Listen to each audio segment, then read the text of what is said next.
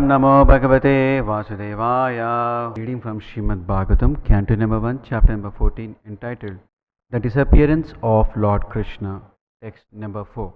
Jihma prayam yavahritam satya mishram cha sauhridam pitru matru suhrid pratra dampatinam cha kalkanam. Translation and purport by His Divine Grace Bhaktivedanta Swami Srila Prabhupada ki jai. Translation. All ordinary transactions and dealings became polluted with cheating. Even between friends and in familial affairs, there was always misunderstanding between fathers, mothers, and sons, between well-wishers and between brothers. Even between husband and wife, there was always strain and quarrel. Purport by Srila Prabhupada. A conditioned living being is endowed with four principles of malpractice, namely errors, insanity, inability, and cheating. These are signs of imperfection, and out of the four, the propensity to cheat others is most prominent.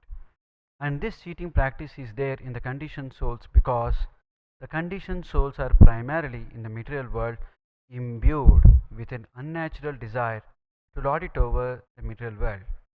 A living being in his pure state is not conditioned by the laws because in his pure state he is conscious that a living being is eternally subservient to the Supreme Being, and thus it is always good for him to remain subservient instead of falsely trying to lord it over the property of the Supreme Lord. In the conditioned state, the living being is not satisfied even if he actually becomes the lord of all that he serves, which he never becomes, and therefore he becomes the victim of all kinds of cheating, even with his nearest and most intimate relations. In such an unsatisfactory state of affairs, there is no harmony, even between father and sons or between husband and wife. But all these contending difficulties can be mitigated by one process, and that is the devotional service of the Lord. The world of hypocrisy can be checked only by counteraction through devotional service to the Lord and nothing else. Maharaja Yudhishthira, having observed the disparities, conjectured the disappearance of the Lord from the earth. The sense of the Bhaktivedanta purport. So today we are discussing about a particular incident which took place after Maharaja Yudhishthira became the king. After the Kurukshetra war is over, many years have passed after he becoming the king. Rather, many decades have passed. So now, Yudhishthira Maharaj wanted to know what is the next course of action from Lord Krishna's side. And thus, he sends Arjuna over to the place of Krishna, that is Dwaraka. So they are in Delhi. So Krishna is in Gujarat, Dwaraka, right? So many months have passed away, and Yudhishthira Maharaj becomes worried. Why is Arjuna has not come back still? Not that, if I am worried now, I can make an immediate phone call and I can come to know what is the situation over there. This was not the situation some few thousands of years back. He had to wait for Arjuna to come back from Krishna's place. It takes probably some many number of days to go to reach that place. And in the meanwhile, Yudhishthira Maharaj started seeing a lot of bad omens. So one such bad omen which he had seen is being discussed today in this verse. What is that? All ordinary transactions and dealings became polluted with cheating. Even between friends and in familial affairs, there was always misunderstanding between fathers, mothers, and sons, between well-wishers and between brothers. Even between husband and wife, there was always strain and quarrel. Is this a bad omen? I think it happens now very often in nowadays, right? Huh? Very often it happens. It's no longer a bad omen, right? But that was a bad omen during the time of Maharaj Yudhishthira. Huh? So, how fallen is our current situation in Kali Yuga 5000 years later, you can really estimate. Moment when Yudhishthira Maharaj saw these kind of things happening in his kingdom, he immediately conjectured, he assumed that maybe Lord Krishna had actually left this world. Because who is Lord Krishna? Lord Krishna is the one who protects the Dharma. Right? He is the person who actually protects all the principles of Dharma. How do we know? What is that famous verse in the Bhagavad Gita which Krishna declares? Dharma samsthapanaya sambhavami yuge yuge. Right? So when Yudhishthira Maharaj saw that the principles of Dharma are being ignored by even common folk, common people, and there is a lot of strain and quarrel, he conjectured that Krishna would have left this world, and that's how the principles of Dharma are being ignored. Who is Yudhishthira Maharaj? He is Dharmaraj, right? Who knows to rule the kingdom exactly as per the principles of Dharma. And he is a pure devotee of Lord. But still, he is thinking that Krishna would have left this world, and thus he is seeing many symptoms of lack of Dharma. You see, generally now the rulers think that they are ruling so perfectly that if some other political party, opposition party alleges against them, they think that no, they are perfectly ruling. But here we see that Dharmaraj, who is embodiment of Dharma, okay, moment he saw some elements of lack of Dharma, he is conjecturing that probably Krishna has left this world. Krishna, actually, we are not the rulers. Actually, it is the Krishna who is actually ruling this world, right? So that's how Yudhishthira Maharaj has conjectured. Now we see in this particular purport, Prabhupada gives a very deep understanding of a one particular tendency called the cheating tendency. Normally, if you go through any of the previous Acharya's commentaries, we will not see this much elaboration. It is only Prabhupada, out of his causeless mercy, he has given a detailed analysis of what is the purpose of this particular verse. If you actually see in this verse, we will say, Prabhu, what is there? It's all happening every day in our homes. There are already quarrels are there. In our offices are also there are quarrels are there. There's lot of issues are going on. What is so new about it? But Prabhupada is telling us the purpose of this verse. So in this verse, Prabhupada starts with saying that a conditioned living being is endowed with four principles of malpractice. There are four things which are common for all of us. We may be having different color, different creed, from different nationality and all of those things. But all of us have four things in common, it seems. What is that? We are prone to errors. We are prone to insanity. It's a new definition. Everybody is prone to insanity, and prone to inability, and prone to cheating. So we either cheat others or we get cheated. So among the four principles, Prabhupada says, these are signs of imperfection, and out of the four, the propensity to cheat others is most prominent. So what is most prominent is cheating.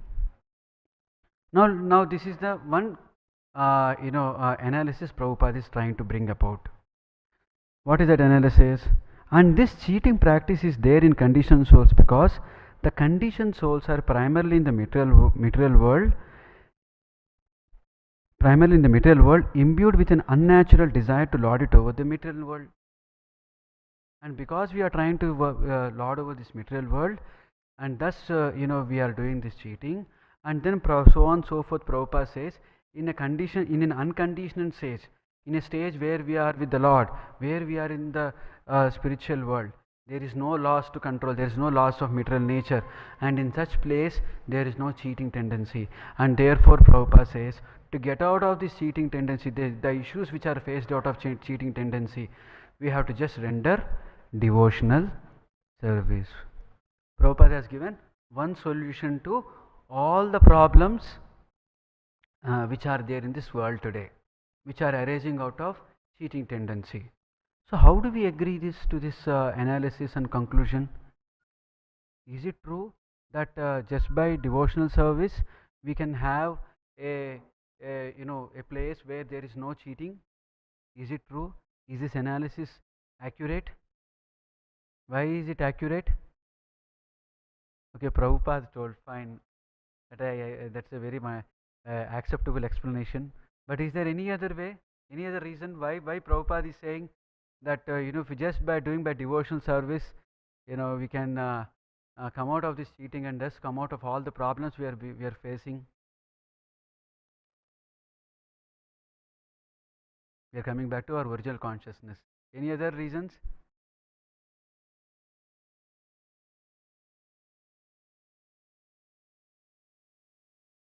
Okay, very nice explanation.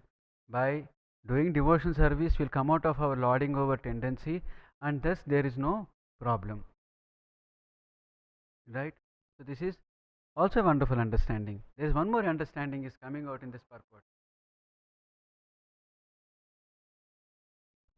Actually, in 1969, in May, Srila Prabhupada was in Boston. So that was the time when US and Russia were in loggerheads in a country called Vietnam, wherein the North Vietnam is fighting a war with the South Vietnam. The North Vietnam is favored by the communists, and the South Vietnam is favored by the capitalists, backed by the European bloc and the Americans. To wage that war, America is sending many Americans, young Americans, to go to that place and engage in that war. So at that time, these youngsters were already getting disillusioned. Why we have to go and wage a war in a country which we are not related to? In a place like Vietnam, why we have to go and kill somebody just for satisfying the political whims of somebody? So the youngsters were not at all happy with the established. There were a lot of anti-establishment dharnas, riots, and many such things which we have seen recently in the Capitol Hill, right? And also recently we saw in the Red Fort, right? We don't know, but it was much more intense. That was the time. Thousands of protests, thousands of people were coming out for protests against Vietnam War. So that was the time the Prabhupada was in 1969, in the month of May 2nd, he was in Boston. He was addressing this International Student Association. This International Student Association wanted to establish a kind of a regime wherein there is no war, there is only peace, there is no this kind of for certain political establishment, they wanted some kind of personal their personal motives to be fulfilled. For the sake of that, some wars are being conducted. They wanted to get rid of all of these things. So Prabhupada was there in that place, and then in the course of conversation and discussion with them, he says there is a defect in this understanding. There is a defect in this understanding, Prabhupada says. What is wrong in this understanding? What is wrong in thinking that we want to get rid of war, we want only peace? We don't want to go behind the pursuits of these political leaders, money, wealth, power at any cost. What is wrong in this understanding? Anybody? What is wrong in this understanding? So Srila Prabhupada says that yes, it is great that you are trying to create a borderless, a borderless, no nations, international feelings. You want to have international feelings. You want to go beyond the national feelings. That is indeed a great thing, Prabhupada says. But who is going to be the center? Who is going to be the center around whom you are going to draw a circle? Say if you draw a circle about around one particular idea or around a particular person, what that particular person or idea try to do? He will try to increase the scope of that circle, right? So moment somebody increases the scope of that circle, then there is somebody else is coming and says that no, no, no, no, this is not the center, there is something else which is a center. And then he tries to increase that idea, that circle. And because there are two circles, and when there are two circles, the circles will start colliding at one point in time, colliding each other. Right? So what was happening to the world at that time in 1969? The capitalists are worried about the expanding influence of the communists. And communists want to increase the influence of their ideology. And thus they are trying to increase their influence across the world. Capitalists are showing that communists are bad. Communists are showing no, capitalists are bad. And thus it became a big cold war. It's a cold war, not actually a war, it's a cold war. Right? So Prabhupada was saying that unless you have a single center, it is just not possible to have a strife-free, a war-free world. It is just not possible. He says that.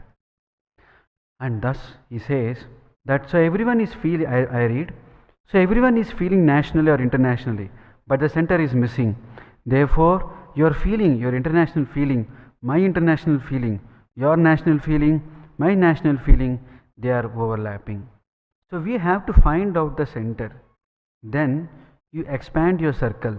It will not, I mean to say, overlap or counteract. It will go on. That center is Krishna.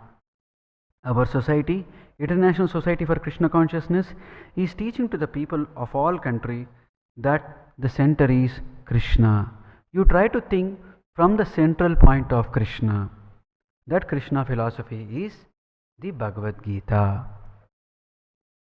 So Prabhupada says that we should try to think from Krishna's point of view.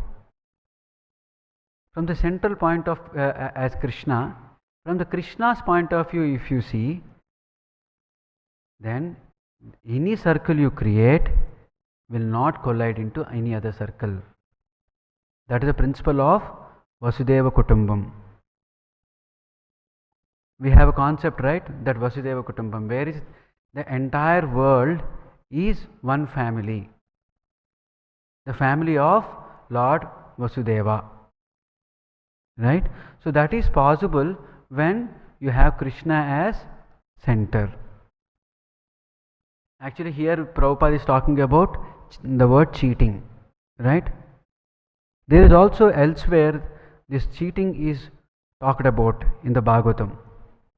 Can anybody tell me? It is in the very beginning of the Bhagavatam. Huh? Sorry? In the beginning of Bhagavatam it is there. Huh? Yes, cheating religions are all kicked out. Dharma projita kaitavo paramo nirmacharanam.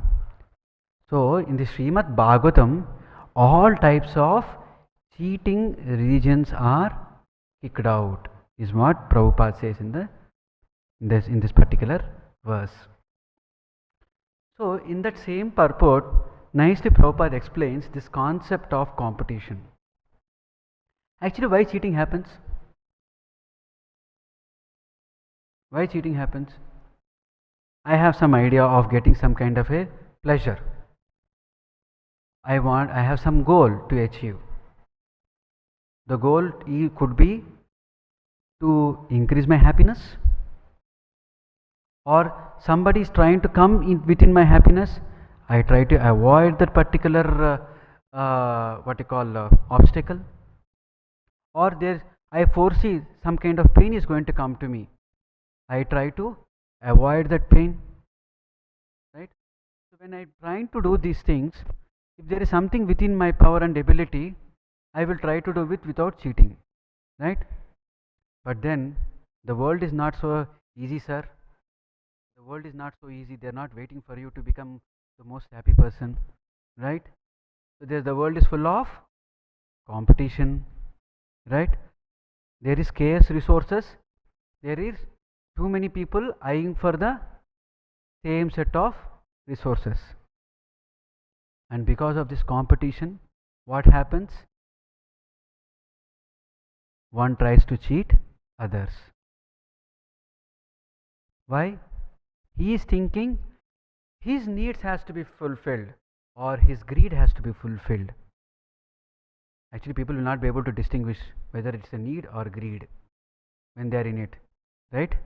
It is difficult to distinguish whether it is a need or greed when you are already in it, right?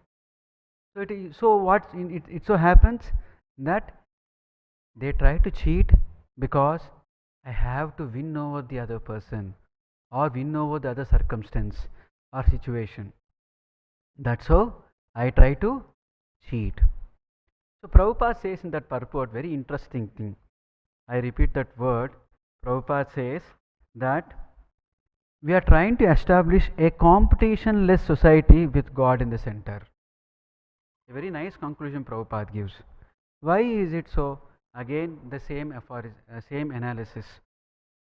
Actually, when we understand that God has created this world, what do we know? Say, assume we all understood that God has created this world.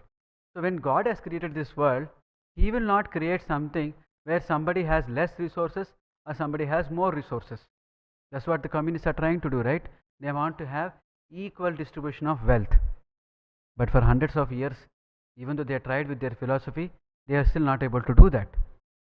But if somebody understands that God is the center of this society, center of this world, then nobody will try to accumulate the wealth more than what he requires.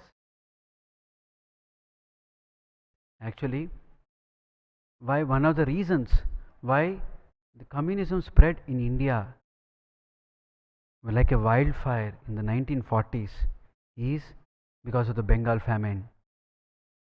In Bengal famine is not created because of lack of enough grains. It is created by artificially, wherein the merchants have increased the price like anything, and because they had to divert everything to the war, to the Britishers. The Britishers were unlawfully taking away the entire grains to the war fields, and so much so that people were unable to afford even basic amenities like rice and all of those things, and people were dying, and they were seeing that people are dying and there was no compassion at all, and people thought thus this kind of a uncompassionate capitalists are around, we have to eradicate capitalism, and thus they thought of communism as important way of solutioning to this problem. That's how people, the Bengal is the where communism was born, in India at least, Bengal and in Kerala, right? So, but even then, after hundreds of probably after some 60 years also, still the problems are not solved. Why?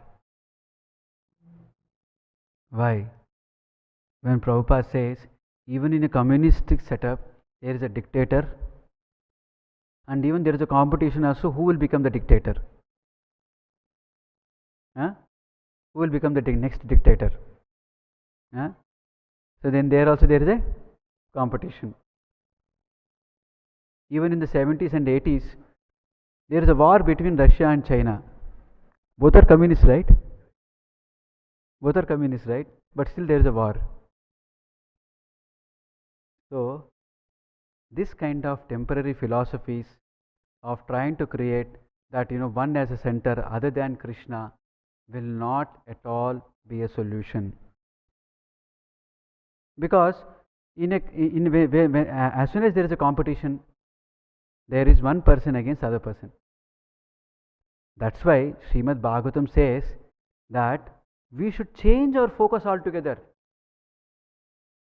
Our goal should be altogether different. What should be our goal?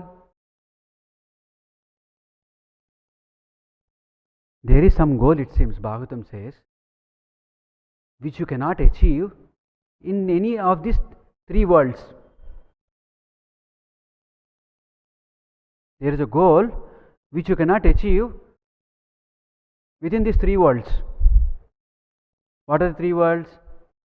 That is the middle one is our earthly planets, upper planets like Swarga and all of those things, and lower planets like Patala and all of those. There is one goal which is not achievable in any of these. Generally, what people think about a goal means, okay, maybe I want to become Prime Minister of the country, or I might want to become President of United States, the most powerful country. But there also, every 4 years, there is an election, and there is a president is changing, and the president doesn't want to give up his presidency, and is forced to vacate. All kind of things are happening. Okay, so Bhagavatam is changing our goal altogether. Don't think about becoming a president of a country. Don't think about something else. Don't even think about becoming the president of the entire earth also. It is saying, take a goal which is not to be achieved within these three worlds.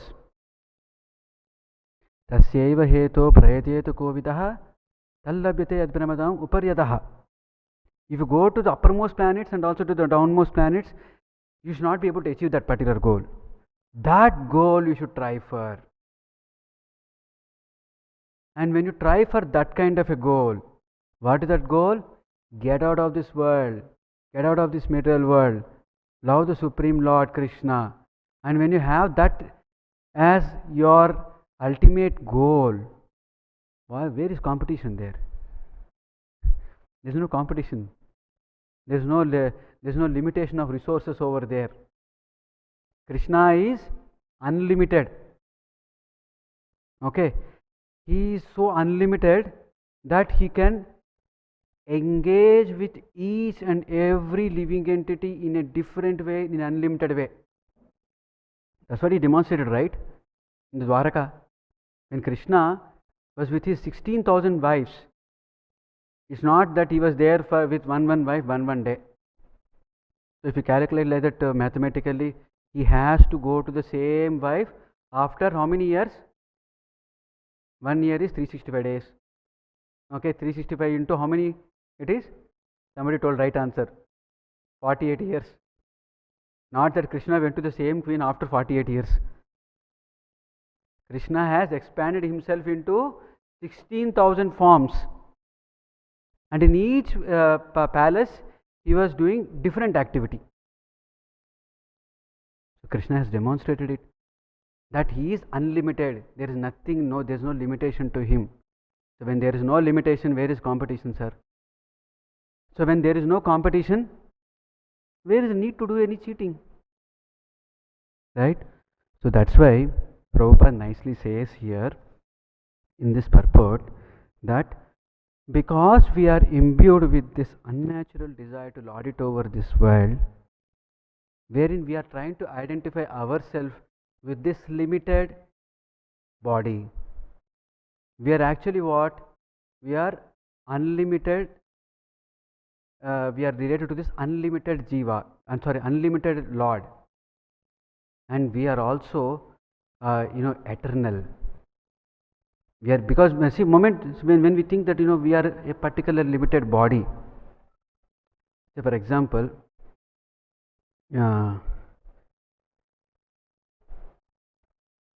say if you are going to a particular place, and then while going, you are in a particular train, you get into some conversation with somebody, and then afterwards you got down to your destination, and then you forget whatever you have discussed with with that person, right? Because it's going to be a temporary thing, right? Moment you think that this body is actually a temporary thing, and that I have a eternal time with me, I don't bother anything much about this bodily problems, situational issues which are there with this body, right? Because I am eternal life. So because I have not realized my eternality, I again cheat. Then another issue is, I identify out of ignorance that I am this limited body, but actually I am a soul which is completely conscious. So then if I know that I am completely conscious of every circumstance and every situation, I am full of knowledge, then why again I will cheat? Then again, why we also thought that why we want to cheat? Because of a perception of lack of happiness, a perception that my happiness will get constrained. Under those circumstances, I try to cheat. When I think that I am a Sat Chit Ananda person, I will not even think about cheating at all. This is also another reason why Srila Prabhupada says that we are trying to cheat one another. So much that even in basic familial affairs, nowadays we see that lot of strife is there.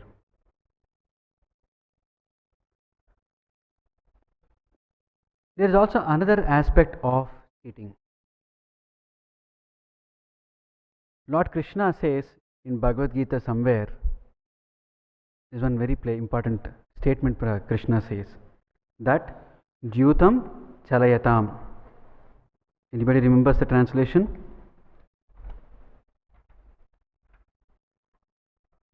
I will read that words, Dhyutam Chalayatam, and the purport. I am also the gambling of cheats. So Krishna is saying, among the cheaters, he is the best in cheating, it seems. Okay, I read the purport. There are many kinds of cheaters all over the universe. Of all the cheating processes, gambling stands supreme and therefore represents Krishna. As the supreme, Krishna can be more deceitful than any mere man. If Krishna chooses to deceive a person, no one can surpass him in his deceit. His greatness is not simply one-sided, it is all-sided. So, some people will write so many things in the Bhagavad Gita. They try to take away Krishna from Bhagavad Gita, okay, and try to present their own philosophy. So to them, what Krishna does? Krishna cheats them also. Krishna cheats them also and makes them forget who they are. Okay, in 1971, when Srila Prabhupada was in Chennai, there was an ex-president of the country. I don't want to name him. He wrote a very big philosophy out of Bhagavad Gita and said that it is not that to whom we have to surrender, it is not to the Krishna, it is somebody who is within Krishna. He has created his own philosophy that there is something difference between Krishna and within Krishna. So much he wrote and everybody glorified him. Everybody said that is such a great work, sir. But ultimately when Srila Prabhupada met that person, he was in a vegetative state, paralyzed or whatever, very bad health situation. And he prayed to Prabhupada. Actually Prabhupada chastises him, why you wrote like that? And then Prabhupada, and that person, ex-president of the country, powerful man, he prays to Prabhupada, please pray to Krishna for me.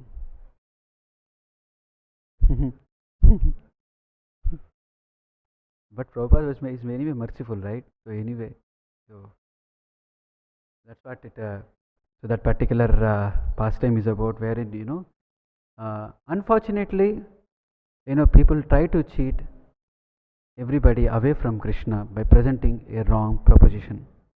On the other hand, we see Srila Prabhupada as a pure devotee. He is presenting the intent of the Shastras. Presenting the intent of the Shastras. Once in 1969, late 1969, same year we are talking about, Srila Prabhupada was in London. So there is this gentleman, Mr. Parekh, a Gujarati gentleman, who was helping our devotees to do a lot of preaching work. So he was supposed to come and meet Srila Prabhupada. Srila Prabhupada was staying in John Lennon. John Lennon is the Beatles, right? One of the Beatles, 5 Beatles, right? So John Lennon was having a huge mansion in Tittenhurst. So Srila Prabhupada was staying in one such building which was offered by John Lennon to Srila Prabhupada. So Srila Prabhupada was staying. So this Mr. Parekh had come all the way, changing around 4 buses to that place, which is little on the suburbs of London, to meet Srila Prabhupada. So Srila Prabhupada was resting at that time. So then at that time, when this gentleman comes up, so there is Prabhupada's servant named Purushottam. So this devotee Purushottam says to that Parekh, no, I cannot disturb Srila Prabhupada. Srila Prabhupada is resting now. He says that.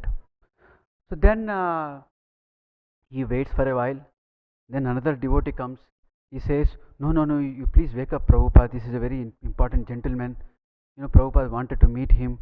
You should wake him up. He says, no, I will not wake up Prabhupada. Prabhupada is resting. Why should we disturb him? Was the matter of contention. So then Mr. Parekh waits for a while. He has some other engagement. He goes off. Then after some time Prabhupada wakes up. Then Prabhupada was annoyed that why he was not told that this particular person has come, and he chastises his servant Purushottam. So then the other devotees will start thinking what to do now next. So like that. In the meanwhile, another devotee, Mukunda Prabhu, now he is a Maharaj, at that time he was Mukunda Prabhu, he goes to meet Prabhupada. And then when Prabhupada sees him wearing a jacket, he says that your overcoat is little dirty, Prabhupada says. So then he says, oh yeah, Prabhupada, little dirty. Then he starts seeing his jacket, overcoat. He sees that it is quite dirty. Prabhupada was very merciful. He just said it is little dirty. So then, yeah, Prabhupada, yes, I have to do something about it. Then Prabhupada says, in London, you dress, then address. He says, you dress, then address. So then he understands that Prabhupada wanted him to properly dress himself up, and then go and address anybody. This devotee was supposed to go and address few people. So Mukunda Prabhu goes and then nicely buys a three-piece suit and wears that suit, and then goes around and meets many people, talks about Krishna consciousness, and then in the evening he comes back to same Tittenhurst, the place where Srila Prabhupada is staying. So when he was coming on the way, Prabhupada was coming with this devotee Purushottam for a walk. He was coming out. So as soon as you see your spiritual master, what you should do? You should pay obeisances, right? Immediately you should pay dandavats, right? That's what the Shastras say. So then he was confused. Just in the morning only Prabhupada told that we have to dress properly. And now if I pay obeisances, that place is little bit muddy. Okay, and Prabhupada is not going to wait for you to pay obeisances, right? Prabhupada is walking towards him. Okay, he has to decide quickly what he has to do. Okay, so first he tries to pay obeisances, then he realizes no, and he gets up. Because again, second time he thinks, again let me try to pay obeisances. Again he tries to pay obeisances, and then he gets up again. And then Prabhupada sees his confusion and he laughs at him. Then he says, Prabhupada, I have to pay obeisances. Then he says, that's all right. Huh? And then Prabhupada goes off. And then this devotee, Mukunda Prabhu, he sees in the same day two incidences happening. Right? In the morning, Prabhupada chastises his servant for not waking him up to meet a person. On the other side, we have a clear instruction of the Shastras which says that as soon as you see a spiritual master, you should pay the dandavats. Okay? And Prabhupada said, it is all right. Okay? And in the same 1969, when these devotees have just moved, they move out of Boston and they come to London in 1968. So Prabhupada writes to them saying that, I am happy that you are understanding the inner meaning of my orders. So this devotee started reflecting how to understand the inner meanings of the orders of the spiritual master. So it is an important thing that as devotees, there is a big contrast, right? We have to not only give up the cheating tendency, we only not only have to become normal people, we should also love the spiritual master. And we should also not only just love him, we should also understand him. What is his deep intention? What is his meaning which he wants us to do? The meaning of the order which he is giving to us. And then execute that order. And when we are executing that order, give up all kind of tendencies and actually serve him properly. There is such a kind of a what you call gulf of difference between a person acting in material world, wherein he is acting for his own self, as a materialist acting for his own self, falsely identified self. Contrast it with trying to work for your lovable spiritual master, your lovable Krishna, and try to understand what is his intent and then accordingly work. See, such a gulf of difference is there in acting materially, acting spiritually. When you act spiritually, it is such a great thing. Another small contrasting thing I would like to present. So is it that now we have seen, also we have heard that Krishna also does cheating. So sometimes even devotees may have to do cheating. Krishna told Arjuna, right? Krishna told even Yudhishthira, right? Right? What did he tell to Yudhishthira? To say, Ashwattama hatak kunjaraha. Right? He wanted Yudhishthira to tell that Ashwattama is dead. And Yudhishthira was confused whether to tell or not. And what did he tell to Arjuna? To kill Karna even when he is not on the Ratha. That's a cheating. That's not in line with the principles of laws, right? Laws of fighting. So, but still Arjuna agreed and he did the cheating act of killing Karna when he was he was disarmed, right?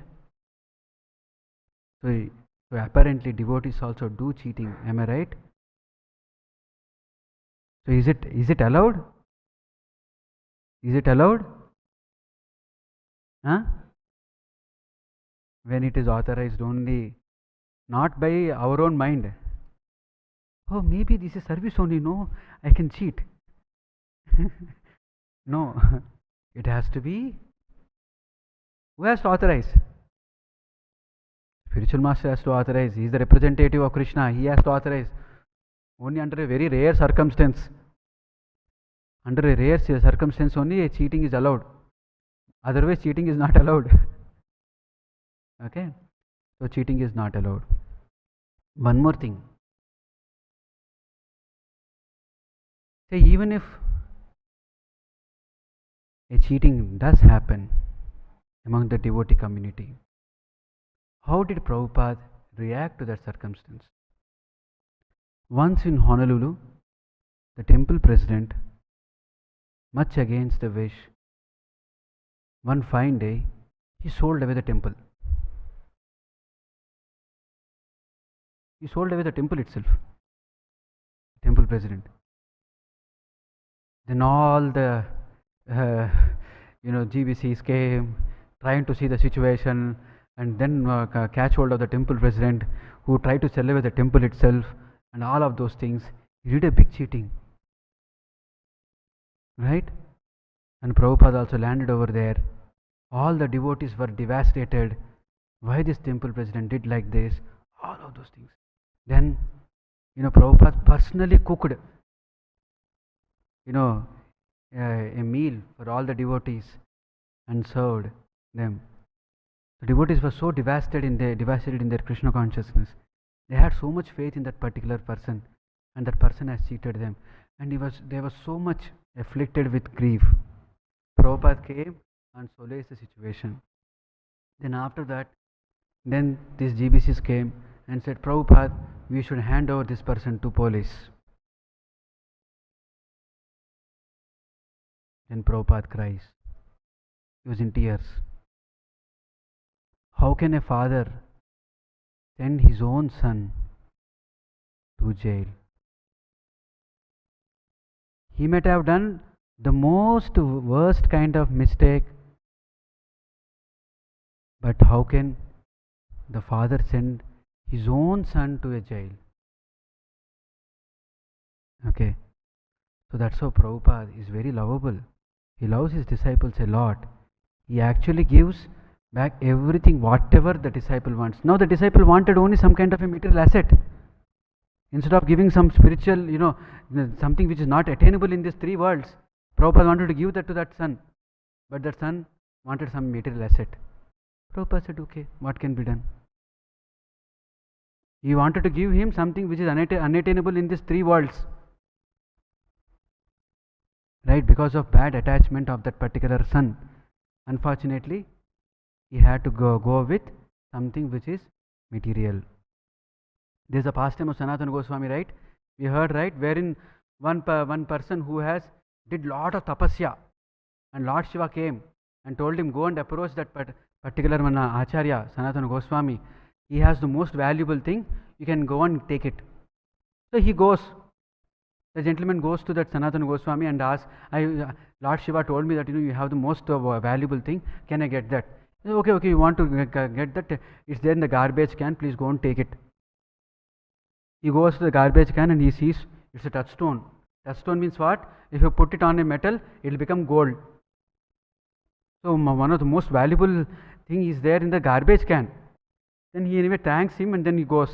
Then later on he realizes, if this is the most if this is why the most valuable thing is in a garbage can, then maybe this is not the most valuable thing, and he goes to Sanatana Goswami. Then he says, Sanatana Goswami says, you go and drop it in the Ganga, in the Yamuna, then and you come to me, then I will tell you what is much more valuable one. Right? So unfortunately, this disciple of Prabhupada, he was attached to something which is material and did some kind of cheating. But still Prabhupada forgave him. He never wanted this thing because ultimately he is his disciple. So, but that does not mean that we have to do cheating. Prabhupada says, even in one place, we may be very aggressive and all of those things when we are in doing service outside. But when we are at home, we should be very peaceful. Actually, once one Mataji asked Prabhupada, recently we all have done book distribution, right? So this Mataji was a ace book distributor. She used to distribute Bhagavatam sets also on the street. So she is a very good book distributor. So she had always this confusion in her mind that Prabhupada, you always want us to become a very good in service, good distributor in books and all of those things. But when we come to our temple, we are confused that the same tendency is there, that we also will become aggressive in temple. Then Prabhupada says that you have to be lion in the chase, lamb in the home. Not that you chase away your devotees in the ashram or chase away devotees in the temple. Okay, when you are in the, you're doing your service outside, you be a lion. But when you are in home, you become a lamb. So, we should understand which principle has to be applied when and apply it properly. So, to conclude, I wish to say that we should give up the cheating tendency which is there amongst us, all of us, by happily practicing devotion service to Krishna. With that, I would like to conclude. If anybody has any questions, I would like to answer. Okay. Srila Prabhupada ki jai, Srimad Bhagavatam ki jai.